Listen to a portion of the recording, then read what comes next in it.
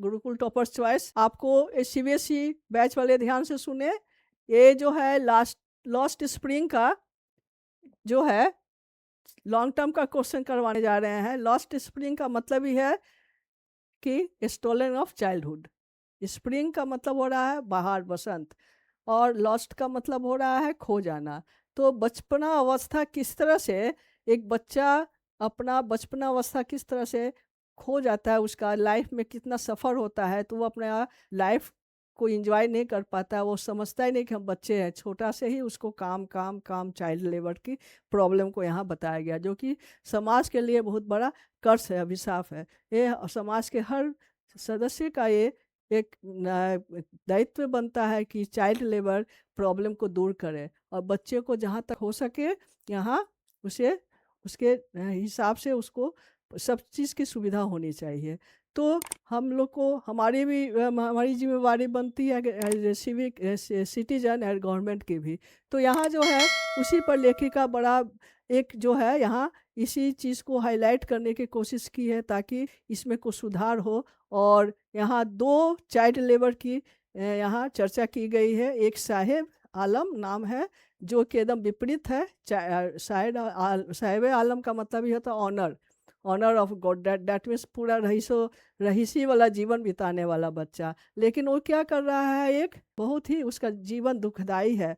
ये बहुत ही किसी तरह से उसको पेट भर खाना मिल रहा है, दिन भर काम करना और खाना, ना उसको पढ़ाई से मतलब, ना वहाँ रहने की सुविधा, ना खाने की सुविधा, ना सोने की सुविधा, ना वहाँ पानी पीने का, गंदगी पूरा कूड़ा के ढेर में वहीं वहाँ तंबू बना के रहना। मतलब जितना हो सकता है जितना एडवर्स कंडीशन जो होता है उसके बीच में वो अपना लाइफ को लीड कर रहा है। और एक मुकेश है, वो भी जो है उसी तरह फैक्ट्री में काम करता है, ग्लास बैंगल फैक्ट्री, जो कि बहुत ही हार्मफुल होता है। और वहाँ वह काम करता है, किस तरह से वो अपना जीवन को बिताता है, यहाँ बताया गया है। तो यहाँ है, what kind of life did children living इन सीमापुरी। सीमापुरी क्या है? दिल्ली के पास ही जो है एक छोटा सा एरिया है, जहाँ केवल कचरा, कूड़ा कचरा का ही ढेर रहता है। वो बहुत ही मतलब किसी तरह का वहाँ कोई सुविधा ही नहीं है, ना लाइन का, ना पानी का, ना रहने का। पूरा गंदगी के बीच में ये बसा हुआ एक छोटा सा बस्ती, जहाँ की रिफ्यूजी लोग आकर बस गए थे। और पॉलिटिशियन लोग बस इतना उनका किया था कि राशन कार्ड दिलवा दिए थे, ताकि वोट उनको मिले और राशन की उसको सुविधा मिले। तो यहाँ उनका है कि बस नेताओं का जो होता है अपनी जो है, बस अपना जो है उनका वोट मिले, ऐसे बस वो, और उससे उसको मतलब नहीं रहता है। तो जो जो हकीकत जो बात है यहाँ लेखिका बताई है। तो यहाँ देखिए, इसका जो है 5 मार्क्स का नंबर आएगा। ये बहुत इंपॉर्टेंट है। What kind of life did children living in Seemapur, माने किस तरह का जीवन सीमापुर में बच्चे व्यतीत कर रहे थे। पास्ट में जा रहा है ना। तो यहाँ देखिए वो डिड में है, तो आंसर भी क्या होगा, डिड पास्ट में ही जाएगा। बी केयरफुल, जब क्वेश्चन प्रेजेंट में पूछा जाए प्रेजेंट फॉर्म में ही, अगर पास्ट में है तो पास्ट में, फ्यूचर है तो फ्यूचर में। इस पर बहुत ध्यान दीजिएगा। और चैप्टर का कीवर्ड को भी बहुत ज़रूरी है इस्तेमाल करना, इससे एक अच्छा इंप्रेशन पड़ता है। यहाँ है, the rag pickers of Seemapuri immigrated to Delhi from Bangladesh in 1971।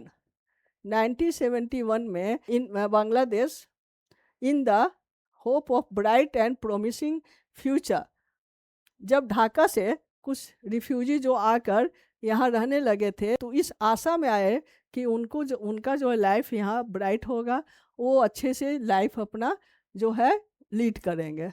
However their situation in the city is not as comfortable, देख रहे हैं ना, कंफर्टेबल नहीं था, एज दे एक्सपेक्टेड, जैसा वो चाह रहे थे, जैसी उनकी आशा थी, उस हिसाब से वहाँ का जो है जगह जो है सिटी जो थी वो कंफर्टेबल नहीं था। The rag pickers of Seemapuri have no access to school, वहाँ ना शिक्षा, स्कूल की सुविधा थी, बच्चे कहाँ पढ़ेंगे, वहाँ कुछ ऐसा सुविधा ही नहीं थी।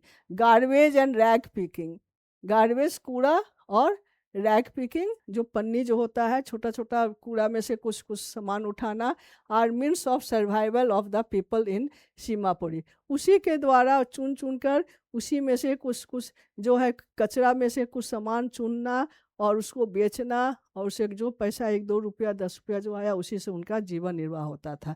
Survival of the people in Seemapuri. It earns them their daily bread and puts a roof over their head। बस वही उनका जीविका का एक साधन था, कचरा को उठाना, कचरा को चुनना, और उसमें से जो जो कुछ भी काम लायक थोड़ा होता था वो बेचकर, और उससे उसका रोजी रोटी चलता था। sometime while squandering the garbage finding money, कभी कभी वो गार्बेज में से कभी कभी होता क्या था कि कभी पैसा उसमें मिल जाता है, 1-2 रुपये का सिक्का, उसके लिए काफ़ी वो खुशी की बात होती थी। वेदर 1 रुपीज़ और 10, कभी 1 रुपया कभी 10 रुपया, is the highlight of their day for the children. उस दिन वो लोग बहुत ज़्यादा खुश हो जाते थे, कचरा में से कहीं 1 रुपये का सिक्का कभी 10 रुपये ऐसे मिल जाते। इट गिव्स देम होप, उन्हें आशा बन जाती थी कि अब फिर खोजेंगे तो फिर मिलेगा।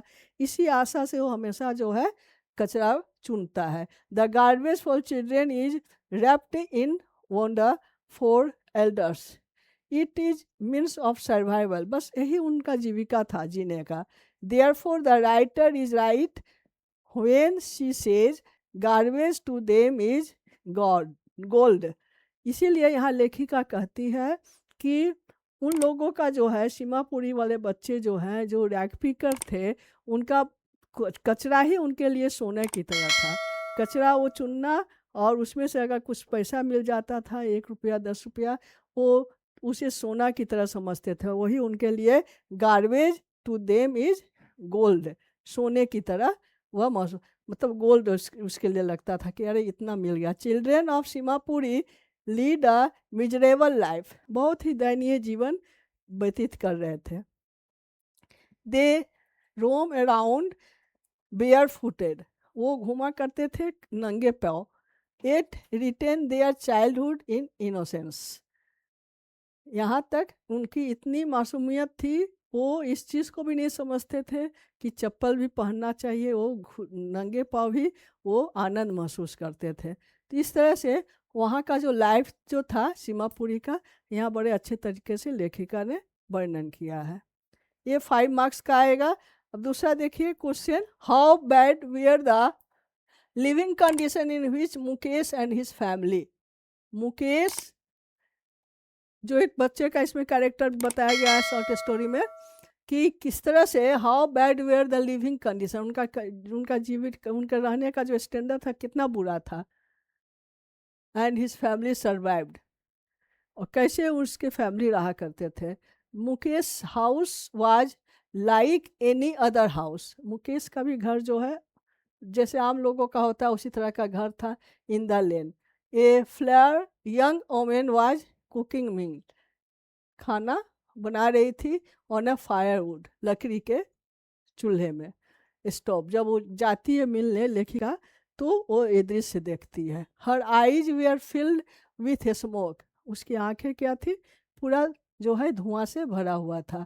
शी ग्रीटेड द ऑथर, वो क्या करती है, लेखिका को वो प्रणाम करती है, आदर सत्कार करती है, विथ अ स्माइल, एक स्माइल के साथ। आंख जबकि धुआं से भरा हुआ है, कष्टपूर्ण जीवन है, लेकिन उसके बावजूद वो क्या करती है, एक स्माइल के साथ उसका वेलकम करती है। She was the wife of Mukesh Elder brother, वो क्या है, मुकेश के बड़े भाई की पत्नी है, जो कि खाना बना रही है लकड़ी के चूल्हे में। She was respected as the daughter in law of the family, वो क्या है, सम्मानित। शी वॉज रेस्पेक्टेड, देखिए पैसिव स्टाइल में ये भी सेंटेंस जा रहा है।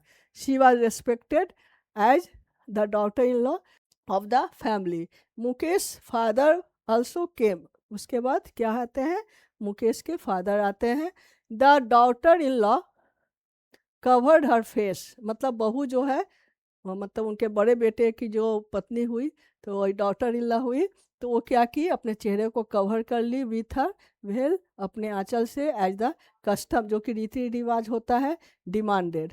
Mukesh father was old. Mukesh के फादर क्या है, ओल्ड एज के हैं, एंड बहुत कमज़ोर है, and weak. She had lost her eyes. वो अपनी आंखों की रोशनी भी खो चुके थे। Working on furnace and polishing bangles, वो जो भट्टी होता है उसे फर्नेस कहते हैं, वहाँ एक कांच की जो ग्लास बैंगल्स बनते उसे पॉलिश का काम वो किया करते थे। तो उसका जो कण उठता था, शीशा का जो डस्ट होता था, वो आंखों में बहुत बुरा प्रभाव पड़ता है, उसी से उनकी जो रोशनी चली गई थी। तो वही बता रहे हैं, he had lost his eyes working on furnace and polishing bangles. He had worked hard all his life, वो जीवन भर मेहनत ही किए। However, he could not afford to send his two sons to school. इसके बावजूद, इतने मेहनत के बावजूद भी उनकी ऐसी स्थिति नहीं थी कि दोनों बच्चों को स्कूल भेजे पढ़ने के लिए। He could only teach, केवल वो उन्हें पढ़ा सके, them the art of making bangles, बस वो क्या शिक्षा में दे पाए कि किस तरह art of making bangles, bangles माने चूड़ी बनाने की कला को सीखने की। He had built the house but could not repair it. वह he could build the house, वो घर बनाए, but could not repair it, लेकिन उसे मरम्मत नहीं किए। ये भेड़ी बहुत ही मिजरेबल, बहुत ही पैथेटिक सीन था, और लेखिका इससे बहुत ही ज़्यादा भावुक होती है और दुखी भी होती है, और दया भी आता है कि अरे ये लोग का लाइफ देखिए कितना है, कैसा मतलब लीड कर रहे हैं, आँख की रोशनी चली जा रही है, ना ढंग से रहने का है, और मुकेश भी इसी काम में लगा हुआ है। लेकिन जब मुकेश से अकेले फिर मिलती है तो मुकेश कहता कि नहीं, हम मैकेनिक बनेंगे।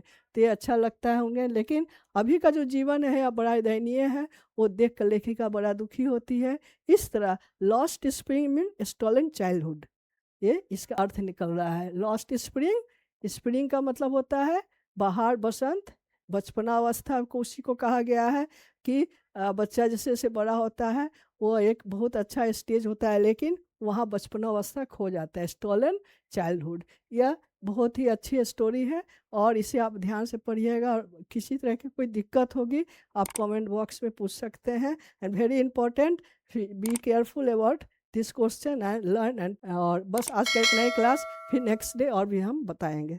Thank you for watching.